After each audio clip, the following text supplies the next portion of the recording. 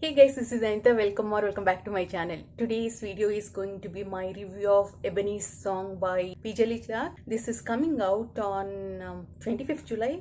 Most probably I'll post this on 25th July, so it came out today. I received an e-art from NetGalley and Todd in exchange for honest review. I saw the cover and I saw that it's African inspired fantasy for middle graders, so I immediately requested it and it's totally worth it. Though it's listed as middle grade, I think it works for all ages. Also, it's perfect for anyone who is looking to enter into fantasy genre because world building is huge, almost adult fantasy books level world building, and it dealt with some heavy themes. I'm not sure what level of themes middle grade books are exploring these days. It's been a long time since I read middle grade, but I cried multiple times. If that is all right for kids, then it is perfect. Actually, it works for all ages. Main character is a 12-year-old kid, and most of the characters are kids and they do act like kids, but because of the world building and themes it explored, it never felt childish to me, so I feel it's perfect for all ages. We follow this 12-year-old kid Abeni.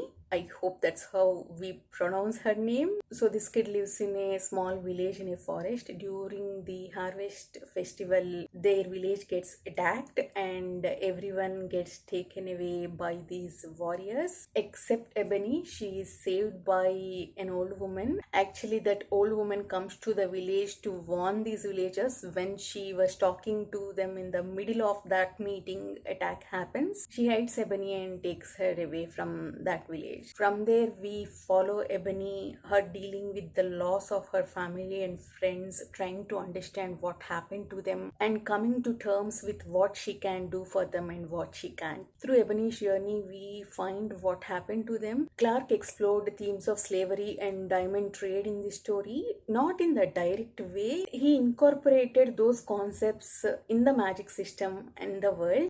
When we finally realized what happened to her parents, what happened to these villagers, and what happened to the children, we can clearly see that Clark took inspiration from slavery and diamond mining and child soldiers. That was cleverly done. The best part of the book for me is found family. Clark gave us in-depth characters. Though entire story is in Ebony's perspective, he gave distinct voice to each character. First part was more like a coming-of-age story. It was focused on Ebony adjusting to the life with the old woman, finding family with her. It was difficult for her in the beginning. She witnessed her whole village being taken away. She tries to go back. She's stubborn. She doesn't listen to the old woman.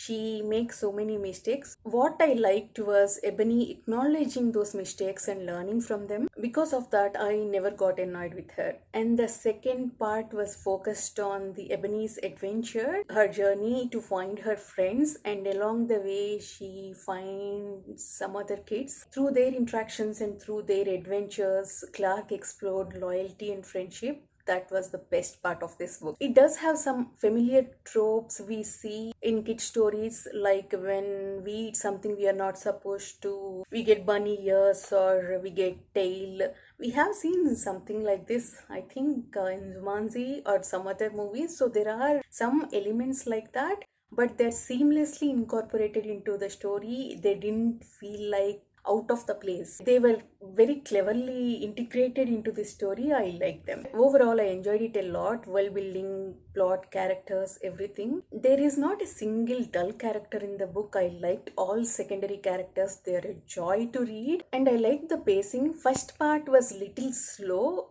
and I did not mind that we are dealing with the loss of a 12-year-old kid. We are dealing with her trauma. So I'm glad that Clark gave the kid and us both the time and space to deal with that. Second part is where the adventure started. I did not want to stop reading. I highly recommend it to everyone, including adults. I initially thought it was a standalone, but the way Clark left things at the end, I'm hoping there will be a sequel. I would love to have more adventures with these kids. That doesn't mean that the book ended with a cliffhanger. I am completely okay with the way things ended, but I will miss having adventures with them if there is no sequel. I love those kids that much. I will not be surprised if this book ends up in my best books of the year list this year. I enjoyed it that much, so please read it and let me know your thoughts when you read it. Thank you for watching. See you in the next video. Bye bye.